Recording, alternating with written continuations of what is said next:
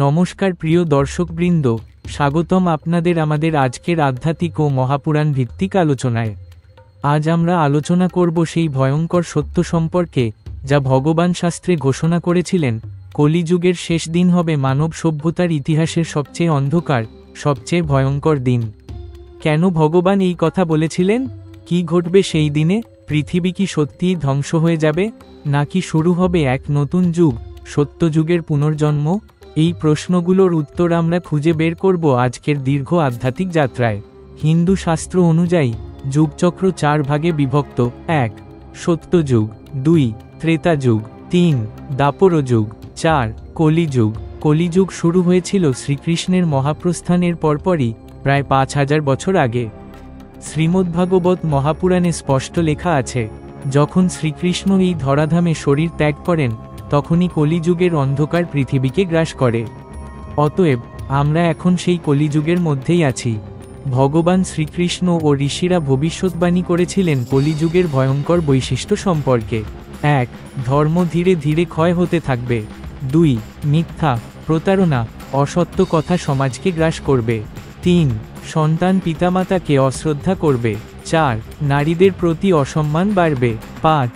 ভক্তি ও সাধনা হ্রাস পাবে। 6. প্রকৃতি রুদ্ররূপ ধারণ করবে, খরা, বন্যা, ভূমিকম্প, অগ্নিকাণ্ড। আজ আমরা যদি চারপাশে তাকাই, দেখতে পাই এই ভবিষ্যৎবাণীগুলো যেন হুবহু সত্যি হয়ে যাচ্ছে। শ্রীবিষ্ণু পুরাণে বলা হয়েছে, কলিযুগের শেষ দিনে মানুষ হবে স্বার্থপর, নিষ্ঠুর, লোভী এবং ধর্মহীন। সেই দিন পৃথিবী তার সমস্ত সহ্যশক্তি হারাবে। শেষ দিনের পূর্বাভাস, নদীগুলো শুকিয়ে যাবে, ঋতুর পরিবর্তন হবে অস্বাভাবিক, খাদ্যশস্য উৎপাদন বন্ধ হবে, মানুষ মানুষকে হত্যা করবে তুচ্ছ কারণে, সমাজে নৈতিকতা সম্পূর্ণরূপে বিলীন হয়ে যাবে। শাস্ত্রে বলা হয়েছে, কলিযুগের শেষ দিন হবে মানবজাতির ইতিহাসের সবচেয়ে অন্ধকার সময়। 1. প্রকৃতির রুদ্ররূপ, অগ্নি পৃথিবীকে গ্রাস করবে, আকাশে বজ্রপাতের ঝড় উঠবে, সমুদ্র ভয়ঙ্কর ঢেউয়ে ভাসিয়ে নিয়ে যাবে শহরগুলো। 2. মানবজাতির অবস্থা, মানুষ একে অপরকে হত্যা করবে, ভাই ভাইয়ের বিরুদ্ধে দাঁড়াবে, মাতৃগর্ভ নিরাপদ থাকবে না, লোভ, হিংসা, কামনা, এগুলো মানুষকে পশুর থেকেও অধম করে তুলবে। শাস্ত্রে লেখা আছে, আকাশ থেকে অদ্ভুত শব্দ শোনা যাবে, সূর্য আর চন্দ্র তাদের আলো হারাবে, নক্ষত্রেরা পথভ্রষ্ট হবে। 4.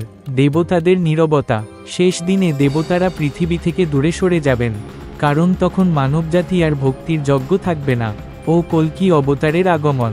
কিন্তু এই ভয়ঙ্কর দিনের পর আসবে নতুন আলো। ভগবান বিষ্ণুর 10ম অবতার, কল্কি অবতার। শ্রীবিষ্ণু পুরাণে লেখা আছে, যখন কলিযুগের অন্ধকার সীমা ছাড়িয়ে যাবে, তখন বিষ্ণু নিজে কল্কি রূপে অবতীর্ণ হবেন। তিনি এক শুভ্র অশ্বে চড়ে, হাতে উজ্জ্বল তলোয়ার নিয়ে আবির্ভূত হবেন। কল্কি অবতার করবেন অধর্মের বিনাশ, অসুর ও দুষ্ট মানুষের ধ্বংস, পৃথিবীকে কলিযুগের অন্ধকার থেকে মুক্ত করে সত্যযুগের সূচনা। শেষ দিনের বার্তা আসলে একটাই, যদি আমরা এখনই ধর্মপথে না ফিরি, ভক্তি না করি, মানবিকতা না জাগাই, তাহলে সেই ভয়ঙ্কর দিন থেকে বাঁচা অসম্ভব। শ্রীকৃষ্ণ গীতায় বলেছেন, যখনই ধর্মহানি ঘটে, আমি তখনই অবতীর্ণ হই ধর্মের পুনঃপ্রতিষ্ঠা করতে। অতএব কলিযুগের শেষ দিনের ভয় আমাদের জন্য সতর্কবার্তা। আমাদের এখন থেকেই ভক্তি, সত্য, সৎকর্মের পথে হাঁটতে হবে।